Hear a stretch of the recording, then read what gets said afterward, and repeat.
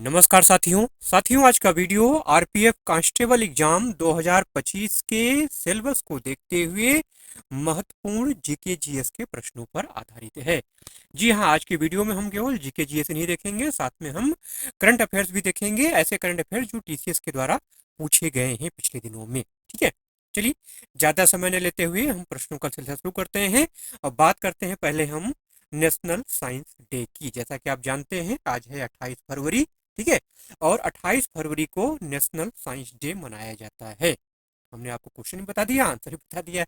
हाँ, पहला क्वेश्चन क्या है, नेशनल साइंस डे कब मनाया जाता है? तो इसका जो राइट आंसर है वो है ऑप्शन नंबर डी, 28 फरवरी।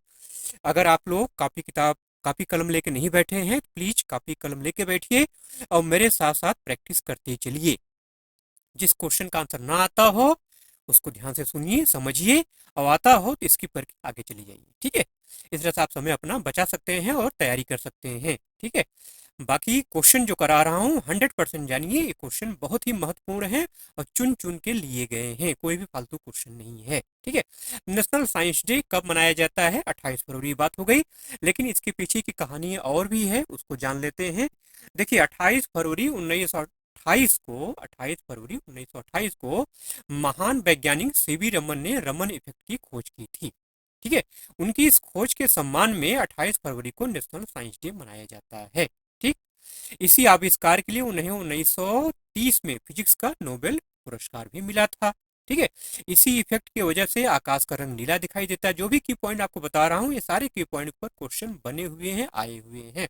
अक्सर क्वेश्चन पूछा जाता है कि आकाश का रंग नीला किस इफेक्ट की वजह से दिखाई देता है, तो रमन इफेक्ट की वजह से। ठीक है, रमन विज्ञान का नोबेल जीतने वाले पहले भारतीय होने के साथ साथ पहले एशियाई भी हैं। विज्ञान के क्षेत्र में अमूल्य योगदान के लिए सीवी रमन को 1954 में भारत रत्न से सम्मानित किया गया था। ठीक है, इतनी सारी बात हो गई, थोड़ा सा हम रमन इफेक्ट के बारे में भी जान लेते हैं कि रमन इफेक्ट होता क्या है।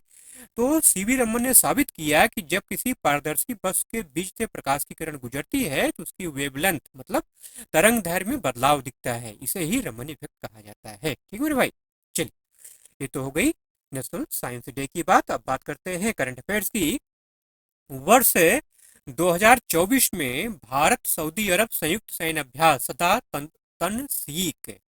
तनशीक के उद्घाटन संस्करण का आयोजन कहाँ किया गया? ठीक है, ये भारत और सऊदी अरेबिया के बीच जो है पहला सैन्य अभ्यास था, सदा तनसीक। ठीक है, इसलिए महत्वपूर्ण क्वेश्चन है, इसका आयोजन कहाँ किया गया था? तो इसका जो राइट आंसर होगा वो है ऑप्शन नंबर ए, महाजन राजस्थान। महाजन राजस्थान, ये आपको ध्यान में रखना है। ठीक है मेरे भाई, आइए थोड़ा इसके बारे में डिटेल में जान लेते हैं। देखिए ये अभ्यास जो है 29 जनवरी से शुरू होकर के 10 फरवरी 2024 तक संचालित किया गया था। इसमें जो है 45 रक्षा कर्मियों वाले सऊदी अरब के सैन्य दल का नेतृत्व रॉयल सऊदी लैंड फोर्सेस ने किया और भारतीय सेना की टुकड़ी में भी 45 सैन्य कर्मी थे। इनका प्रतिनिधित्व brigade of the guards mechanized infantry की बटालियन द्वारा किया गया था।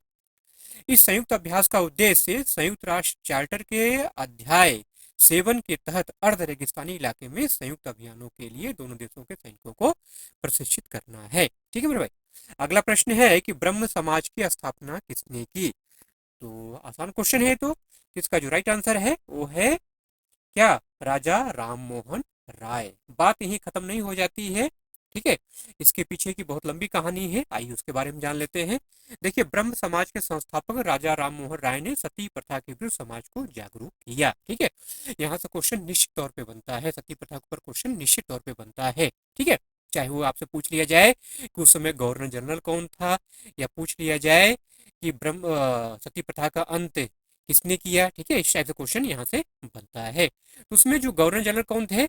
उसमें ब्रिटिश शासित भारत के पहले governor general Lord William Bentinck थे। ब्रिटिश शासित भारत के पहले governor general Lord William Bentinck ने 4 दिसंबर 1829 में सती प्रथा को प्रतिबंधित कर दिया था राजा राम मोहन के प्रयासों से। ठीक है, आरंभ में यह कानून केवल बंगाल प्रेसिडेंसी में लागू किया गया था, बाद में 1830 में यह नियम बंबई और मद्रास प्रेसिडेंसी में भी लागू किया गया। ठीक है भाई, अगला प्रश्न है कि अंतिम मुगल शासक कौन था? वीडियो अगर पसंद आ रहा हो तो प्लीज एक लाइक जरूर से कर दीजिए। ठीक है, और चैनल पर अगर नए हैं तो सब्सक्राइब करके बेल आइकन को जरूर से ऑन कर लीजिएगा मेरे भाई, नहीं तो नोटिफिकेशन नहीं मिलेगा। ठीक है, चौथा प्रश्न है कि अंतिम मुगल शासक कौन था? तो इसका जो राइट आंसर है बहादुर शाह जफर। बहादुर शाह जफर ये अंतिम मुगल शासक थे। अब आपसे अगर पूछूं कि बहादुर शाह जफर कौन से हुए मुगल शासक थे, अंतिम तो थे लेकिन किस नंबर के मुगल शासक थे, तो आप शायद कंफ्यूज हो जाएं। जी हाँ, ये भारत के 20वें मुगल सम्राट थे। बहादुर शाह जफर जो है भारत के 20वें मुगल सम्राट थे। ठीक है।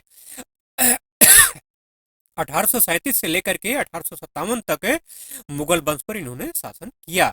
1857 के विद्रोह के दौरान इन्हें प्रमुख बनाया गया था। 1857 में जो विद्रोह हुआ था, तो जो विद्रोही सैनिक थे उन्होंने इनको अपना क्या किया था, राजा घोषित किया था। 1858 में ब्रिटिश हमले के बाद इन्हें रंगून मतलब म्यांमार भेज दिया गया, जिसको काला पानी बोला जाता है। ठीक है। और 1862 में रंगून में इनकी डेथ हो गई। सैनिकों द्वारा इन्हें शहंशाए हिंदुस्तान यानी भारत का सम्राट कहा जाता था। जो विद्रोही सैनिक थे उनके द्वारा इनको क्या कहा जाता था? शहंशाए हिंदुस्तान मतलब यानी भारत का सम्राट। अगला प्रश्न है कि भारत में सबसे लंबी दूरी तय करने वाली ट्रेन कौन सी है? ठीक है। तो इसका जो राइट आंसर है वो है ऑप्शन नंबर सी। जी हाँ, विवेक एक्सप्रेस। इसको आपको ध्यान में रखना है, विवेक एक्सप्रेस। ठीक है, ऑप्शन नंबर सी इसका राइट आंसर है। ठीक है। आइए इसके बारे में थोड़ा डिटेल में बात कर लेते हैं। देखिए, डिब्रूगढ़ से कन्याकुमारी तक चलने वाली विवेक एक्सप्रेस भारत में सबसे लंबी दूरी तय करने वाली ट्रेन है। यह ट्रेन 4168 किलोमीटर की दूरी तय करती है और भारत के 9 राज्यों से होकर के गुजरती है। ठीक है। इस ट्रेन को साल 2011-12 के रेल बजट में स्वामी विवेकानंद की 150वीं जयंती के मौके पर शुरू किया गया था। इसे आपको ध्यान में रखना है। पूछा जा सकता है कि विवेक एक्सप्रेस से की शुरुआत कब हुई थी? ठीक है, या किसकी जयंती पर शुरू किया गया था? अगला प्रश्न है, निम्नलिखित में से किसे अरुणाचल प्रदेश के 8वें विधानसभा के उपाध्यक्ष के रूप में निर्विरोध चुना गया है? जिसका जो राइट आंसर है वो है ऑप्शन नंबर डी, कार्दो निग्योर। कार्दो नियोर निगियोर। ठीक है।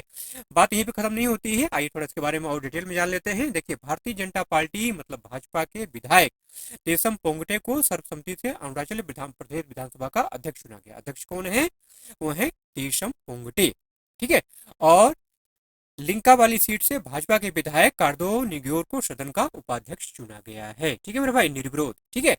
अरुणाचल प्रदेश अपनी स्थापना के समय से ही एक सदनी विधानमंडल रहा है। इसके विधानसभा में टोटल 33 सदस्य होते हैं। अरुणाचल प्रदेश की राजधानी कहाँ है? ईटानगर है। ठीक है। इसमें मुख्यमंत्री कौन है? पेमा खांडू है। ठीक है। अच्छा, अरुणाचल प्रदेश का पक्षी क्या है? हॉर्नबिल। हॉर्नबिल के नाम पर आपको कुछ याद आ रहा होगा ना, अक्सर पूछा जाता है, बहुत महत्वपूर्ण क्वेश्चन बार बार पूछा जाता है कि हॉर्नबिल त्योहार कहाँ मनाया जाता है? पूछा जाता है ना, कमेंट करके जरूर बताइएगा। अगला प्रश्न है कि कल्पसूत्र ग्रंथ का संबंध किस धर्म से है? जिसका जो राइट आंसर है वो है जैन धर्म। जी हाँ, कल्पसूत्र धर्म ग्रंथ का संबंध किससे है? ये जैन धर्म से है। ठीक है। आइए इसके बारे में थोड़ा डिटेल में बात कर लेते हैं कि इसमें है क्या। देखिए, इसमें जो है जैन तीर्थकरों विशेष करके पार्श्वनाथ और महावीर की जीवनी का वर्णन है। इसकी रचना किसने की थी? इसकी रचना भद्रबाहु के द्वारा की गई थी। अक्सर पूछा जाता है कि कल्पसूत्र किसने लिखा था? भद्रबाहु ने प्राकृतिक भाषा में लिखा था इसको। ठीक है। इसमें जैन धर्म के 24 तीर्थंकरों के जीवन का वर्णन है, जिसमें प्रथम तीर्थंकर ऋषभदेव और अंतिम तीर्थंकर महावीर स्वामी का तक वर्णन है। ठीक है। इसे बारसा सूत्र के नाम से भी जाना जाता है। अब इसकी कल्पसूत्र की बात हो रही है तो यहीं पे एक और जान लीजिए जो है, जो महत्वपूर्ण है, जो अक्सर पूछा जाता है, त्रिपटिक। त्रिपटिक त्रिपटिक जो है ये किस धर्म का महत्वपूर्ण धर्म ग्रंथ है? ये बौद्धों का है त्रिपटिक। ठीक है। त्रिपटिक बौद्ध धर्म का धर्म ग्रंथ है। अगला प्रश्न है कि विलेज ऑन व्हील्स परियोजना कब शुरू हुई थी? तो इसका जो राइट आंसर है वो है ऑप्शन नंबर ए। क्या है? ऑप्शन नंबर ए। जी हाँ, 2004 में विलेज ऑन व्हील्स परियोजना शुरू हुई थी। अब आपसे पूछा जाए उसमें रेल मंत्री कौन थे? तो उसमें रेल मंत्री थे कौन? लालू यादव। ठीक है। उसमें रेल मंत्री कौन थे? लालू यादव थे। 2004-2005 के रेल बजट में लालू प्रसाद यादव द्वारा रेल मंत्री रहते हुए पैलेस ऑन व्हील्स की तर्ज पर इसकी घोषणा की गई थी। अब पैलेस ऑन व्हील्स की बात कर लेते हैं। ये कहाँ चलती है? ये कहाँ शुरू हुई थी?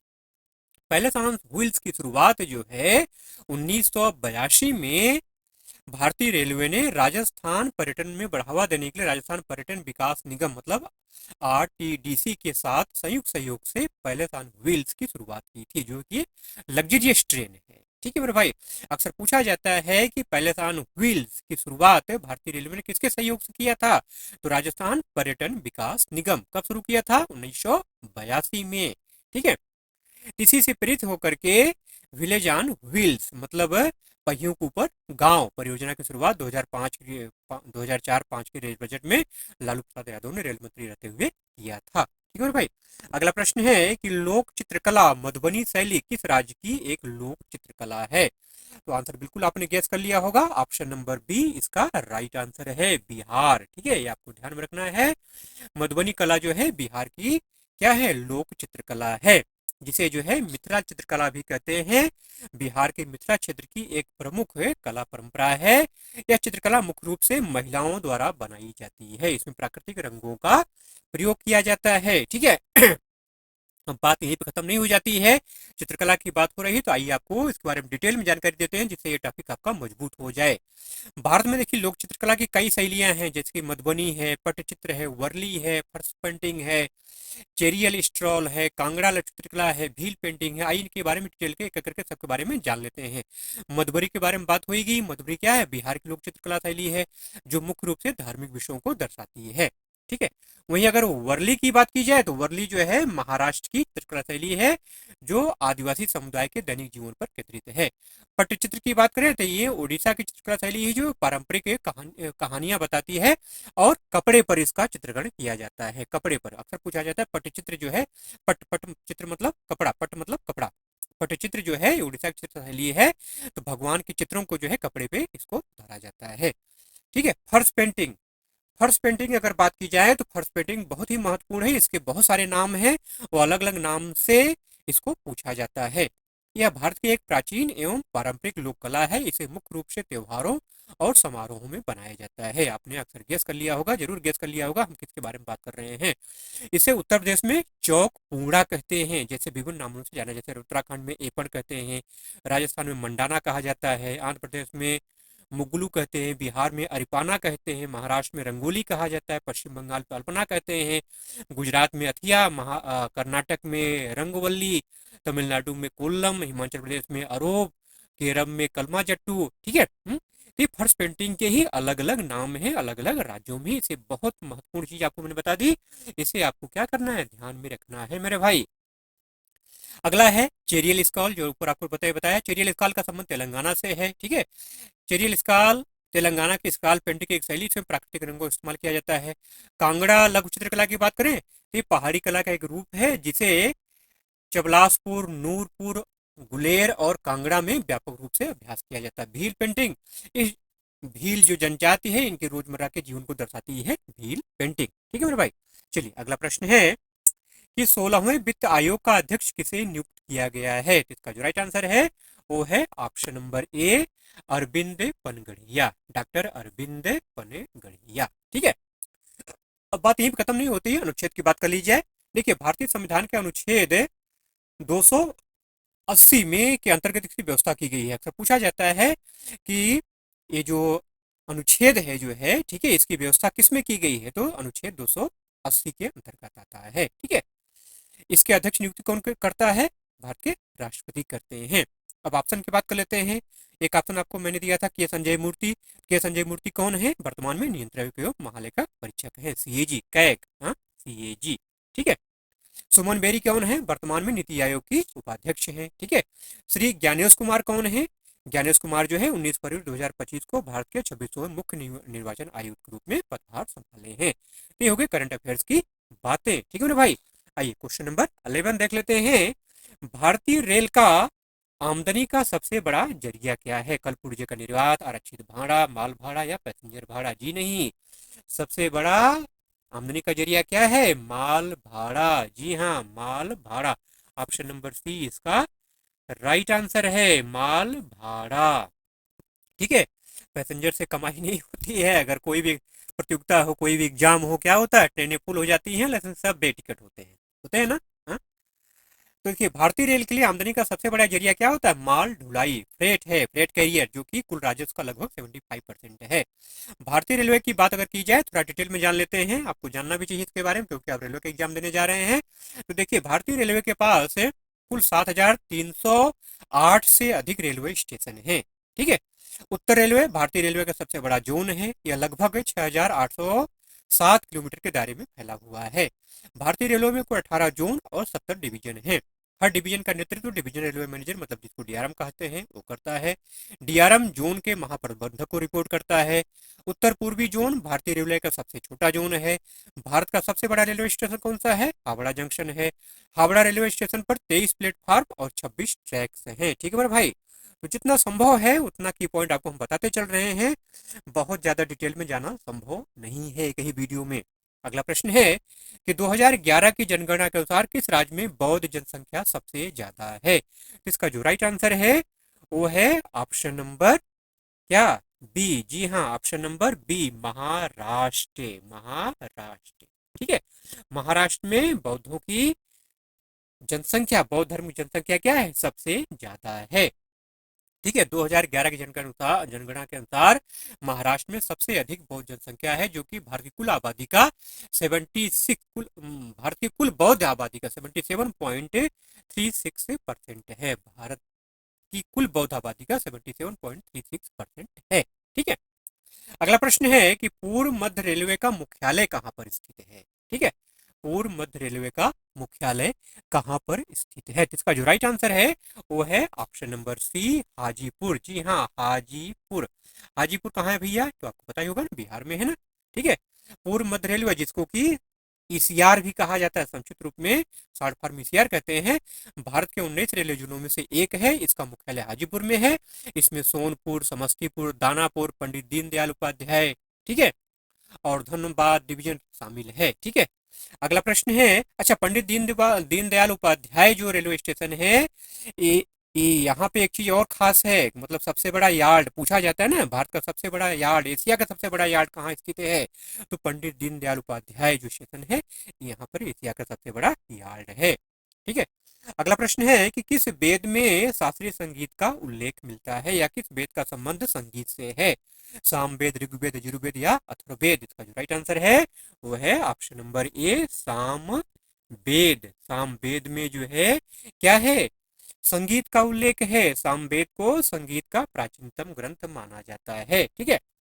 अब इसकी संगीत की बात हो रही है तो नाट्य शास्त्र के बारे में जरूर से ध्यान रखिए, अक्सर पूछा जाता है नाट्य शास्त्र के बारे में कि नाट्य शास्त्र की रचना किसने की? नाट्य शास्त्र की रचना भरत मुनि ने की है, जिसमें कि नाटक, नृत्य और संगीत के मूल सिद्धांतों का प्रतिपादन किया गया है नाट्य शास्त्र में। ठीक है। उसके अलावा एक पुस्तक और जान लीजिए, बृहदेशी, ये मतंग मुनि की रचना है। उसके अलावा एक और है संगीत रत्नाकर, जो कि सारंग देव की रचना है। ठीक है। ये सारे ग्रंथ जो हैं ऐतिहासिक दृष्टि से क्या है? संगीत के महत्वपूर्ण ग्रंथ माने जाते हैं। अगला प्रश्न है कि 78वीं मतलब 78वीं राष्ट्रीय फुटबॉल चैंपियनशिप के अंतिम दौर की मेजबानी किस शहर ने की? तो इसका जो राइट आंसर है वो है ऑप्शन नंबर सी, हैदराबाद। जी हाँ, हैदराबाद। ठीक है। बात यहीं पे कंप्लीट नहीं होती है, जीता किसने इसको उसके बारे में जान लेते हैं। ठीक है। देखिए, अखिल भारतीय फुटबॉल महासंघ मतलब AIFF जिसको कहते हैं, संतोष ट्रॉफी के 78वें संस्करण का आयोजन किया था। ठीक है। आपसे पूछ लिया जाए कि संतोष ट्रॉफी के 78वें संस्करण का आयोजन किसने किया? तो अखिल भारतीय फुटबॉल महासंघ ने। ठीक है। तो अखिल भारतीय फुटबॉल महासंघ ने ही अंतिम दौर की मेजबानी तेलंगाना फुटबॉल संघ को दी थी, जिसने कि इसकी मेजबानी हैदराबाद में की। यह टूर्नामेंट 14 से 31 दिसंबर 2024 तक चला और पश्चिम बंगाल ने फाइनल में केरल को हरा करके 33वीं बार संतोष ट्रॉफी जीती। ठीक है मेरे भाई। हाँ, जितना संभव है उतना आपको हम बताते चल रहे हैं। अगला प्रश्न साइंस से है कि मोतियाबिंद में आंखों में किसकी परत जम जाती है? तो ऑप्शन नंबर ए इसका राइट आंसर है। जी हाँ, प्रोटीन की परत जम जाती है। ठीक है, प्रोटीन की परत जम जाती है। ठीक है। मोतियाबिंद तब होता है जब प्रोटीन आपकी आंख के लेंस में जमा हो जाता है और उसे धुतला कर देता है। लेंस क्या है? लेंस आंख के अंदर एक पारदर्शी संरचना होती है जो कि आइरिस के पीछे स्थित होती है, जो छवियों को फोकस करने में महत्वपूर्ण भूमिका निभाती है। मोतियाबिंद में क्या होता है? सफेद रंग की परत जम जाती है। ठीक है। अगला प्रश्न है कि अहमदाबाद दिल्ली संपर्क क्रांति एक्सप्रेस का नाम बदलकर क्या किया गया है? तो ऑप्शन नंबर ए इसका राइट आंसर है अक्षरधाम एक्सप्रेस, अक्षरधाम एक्सप्रेस। ठीक है, अक्षरधाम एक्सप्रेस। ठीक है, आइए थोड़ा इस बारे में डिटेल में जान लेते हैं। देखिए, अक्सर आपसे पूछा जा सकता है कि अहमदाबाद दिल्ली संपर्क क्रांति एक्सप्रेस का नाम अक्षरधाम एक्सप्रेस किसने किया? तो रेल मंत्री अश्विनी वैष्णव ने इसकी घोषणा की। ठीक है, अगला प्रश्न है कि केंद्र सरकार द्वारा शुरू की गई सुशासन एक्सप्रेस किन दो शहरों के मध्य चलेगी या चलती है? इसका जो राइट आंसर है वो है ऑप्शन नंबर बी, ग्वालियर और गोंडा के बीच, ग्वालियर और गोंडा के बीच। सुशासन एक्सप्रेस से नाम कुछ आपको ध्यान में आ रहा होगा। ठीक है, किसकी याद में ट्रेन चलाई गई थी? भूतपूर्व प्रधानमंत्री अटल बिहारी वाजपेयी। ठीक है, कब चलाई गई थी? 25 दिसंबर 2014 को। ठीक है, अगला प्रश्न है कि एक व्यक्ति दो राज्यों का राज्यपाल हो सकता है, ये किस अनुच्छेद में है? ठीक है, तो ऑप्शन नंबर डी अनुच्छेद 153, अनुच्छेद 153 मतलब आर्टिकल 153 इसका राइट आंसर है। ठीक है, क्या कहता है अनुच्छेद 153? अनुच्छेद 153 यह प्रावधान करता है कि प्रत्येक राज्य के लिए एक राज्यपाल होगा। तो फिर दो की बात कहां से आ गई? देखिए, जो 7वां संविधान संशोधन अधिनियम 1956 हुआ था, उसके द्वारा यह व्यवस्था की गई थी कि कहीं व्यक्ति दो या दो से अधिक राज्यों का राज्यपाल नियुक्त किया जा सकता है। ठीक है मेरे भाई, अगला प्रश्न है कि निम्नलिखित बीमारियों में से कौन सी जल जनित बीमारी है? हैजा, तपेदिक, मलेरिया या एड्स? ऑप्शन नंबर ए इसका राइट आंसर है हैजा। हैजा क्या है? ये जल जनित बीमारी है। आइए आपको और बीमारियों के बारे में बता देते हैं जो कि जल जनित बीमारियां हैं। तो हैजा की बात हो ही गई है। टाइफाइड, डायरिया, पेचिस, सिग्लोसिस, हेपेटाइटिस, पोलियो, ड्रैगोनकुलासिस, जियार्डिसिस, क्रिप्टोस्पोरोसिस जैसी बीमारियां क्या हैं? ये जल जनित बीमारियां हैं और दूषित पानी से फैलती हैं। ठीक है मेरे भाई, चलिए आज इन्हीं प्रश्नों के साथ वीडियो का एंड करते हैं। ठीक है, प्लीज एक लाइक जरूर से कर दीजिएगा और चैनल पर अगर नए हैं तो सब्सक्राइब करके बेल आइकन को ऑन जरूर से कर लीजिएगा मेरे भाई। ठीक है, चलिए मिलते हैं अगले वीडियो में ऐसे ही कंटेंट के साथ। तब तक के लिए जय हिंद।